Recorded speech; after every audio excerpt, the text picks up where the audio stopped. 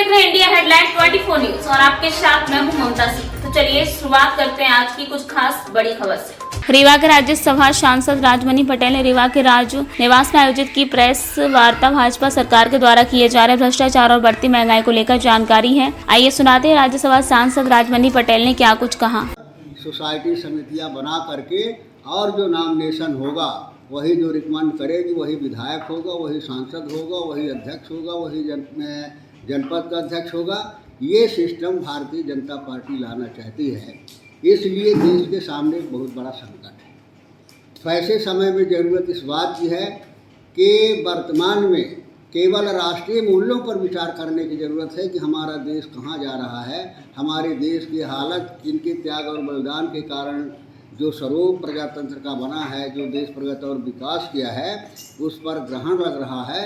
किस तरह से इसको बचाया जाए, ये सबसे बड़ी लड़ाई है। लेकिन जनतंत्र में बड़ी ताकत होती है और ताकत सबसे बड़ी होती है जब आदमी का विश्वास दिखता है, विश्वास को चोट पहुंचती है, वो सबसे बड़ा आह जिसे हम कहते हैं, वो सबसे बड़ी ताकत बन जाती है। आज भारतीय जनता पार्टी और उनकी सरकार तानाशाही रवैया के आधार पर तानाशाही तरीके से इस देश में हुकूमत करती है। और जब आदमी तानाशाह बन जाता है तो फिर वो कायदे कानून भूल जाता है, प्रजातांत्रिक व्यवस्था भूल जाता है। उसको ऐसा लगने लगता है कि जो हम कह रहे हैं वही सच है, जो हम बोल रहे हैं वही सच है, वही कानून है, वही ईमान है, इसके अलावा कुछ नहीं है। तो यही भारतीय जनता पार्टी को दिख रहा है कि जो कह रहे हैं वही सब सच है। आज कौन सा ऐसा वर्ग है जो वर्ग दुखी नहीं हो, पीड़ित नहीं हो। आज किसान का हालत देख लीजिए, किसान की फसल का दाम नहीं मिल रहा है, MSP का वादा करने के बाद वो लागू नहीं हो रहा है और किसानों के साथ जो वादा किया था एक भी वादा पूरा नहीं कर रही है। किसानों का कर्जा नहीं माफ़ होता और किसान अपनी जायज़ मांगों को लेता है तो उनको गोलियों से भून दिया जाता है, चाहे मंदसौर की घटना हो और चाहे किसानों का आंदोलन रहा हो। किस तरह से कुचला गया है, किस तरह से दुर्दशा हुई, दुनिया देखा है। आज जो हमारी युवा शक्ति है, जिसका नाम लेते जो हमारे देश की सबसे बड़ी ताकत है, आज उस युवा शक्ति जो हमारे छात्र हैं, जो हमारे नौजवान हैं, जो हमारे बेरोजगार हैं, उनके साथ क्या हो रहा है। आज कहीं नौकरी उनको मिल नहीं रही है, ओवर एज हो रहे हैं, पढ़ाई के लिए जो कर्ज लेते हैं वो कर्ज वापस नहीं कर पाते, उनकी कुर्कियाँ हो रही हैं। छात्रों को कापी किताबें तक, परीक्षा और ये सब बीत गया, कापी किताब तक हमारे पिछड़े और हमारे SC/ST के छात्रों को छात्रवृत्ति तक नहीं मिली, कापी किताबें नहीं मिली। हर तरह से युवा वर्ग पीड़ित है, सताया जा रहा है, परेशान है।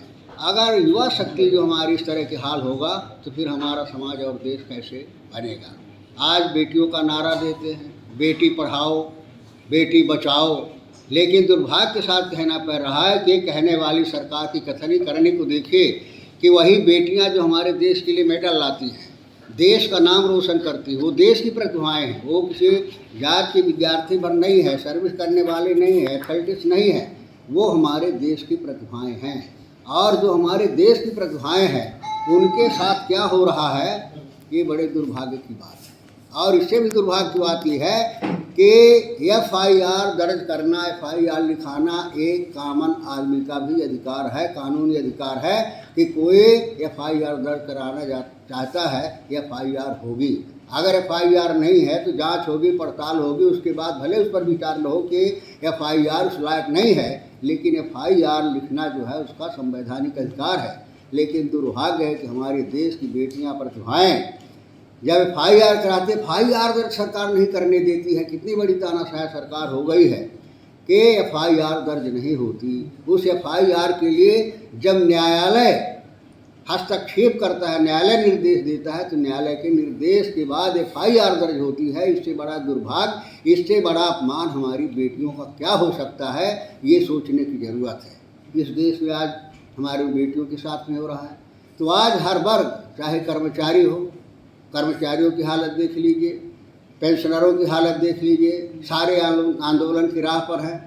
किसी की भी कोई समस्या सरकार को दिखती नहीं है। तो ये सरकार पूरी तरह से तानाशाह है और अब बिल्कुल ये फ्लॉप हो गए हैं। मैं बता दूं कि शिवराज सिंह चौहान और मोदी, अमित शाह ये बिल्कुल फ्लॉप हो गए हैं। अब इनके समझ में नहीं आ रहा है कि हम क्या करें क्या न करें, कौन सा डिसीजन लें कौन सा न लें, ये कन्फ्यूजन में है। तो निश्चित रूप से अब उनके जो कहना चाहिए कि भारतीय जनता पार्टी का जो झूठ था, फरेब था, धर्मांधता थी, गुमराह करने की जो थी, वो सारे चाल को अब इस देश की जनता समझ चुकी है कि ये किसी के हितैषी नहीं है, ये पूंजीपतियों के हितैषी हैं और उसी माध्यम से गरीबों को गुलामी की ओर ले जाना चाहती है। अब इस देश की जनता अच्छी तरह से समझ गई है और निश्चित रूप से आने वाले समय इनको भी तक नहीं रखता। हम तो कहिए इनके हमारे जो RSS है, इनके जो मुखपत्र हैं, वो भी अभी कहने लगे हैं कि हमारे ये फ्लॉप हो गए हैं, इससे हमारी नैया पार होने वाली नहीं है। तो अब इसे भारतीय जनता पार्टी चल रही है। हम ये चाहते हैं कि जागृति हो, लोग समझें। अब लोग समझने भी लगे हैं कि इस सरकार को उखाड़ करके फेंकें और इस सरकार को हटाएं, क्योंकि ये सरकार अगर रहेगी तो जनतंत्र नहीं रहेगा। अगर हमें संविधान चाहिए, अगर हमें वोट का अधिकार चाहिए, अगर हमें जनतंत्र चाहिए, अगर हमें जनता के द्वारा चुनी हुई सब व्यवस्था चाहिए, तो निश्चित रूप से भारतीय जनता पार्टी के कुकर्मों का घड़ा भर गया है, अब वो फूटने वाला है और निश्चित रूप से आगे आने वाले चुनाव में इस देश की जनता उस घड़े को। वक्त हो गया एक छोटे से ब्रेक का। ब्रेक के बाद फिर से हाजिर होंगे ऐसी कुछ खास बड़ी खबरों के साथ। तब तक के लिए नमस्कार। हर खबर की अपडेट पाने के लिए आप हमारे चैनल को सबसे पहले सब्सक्राइब करें।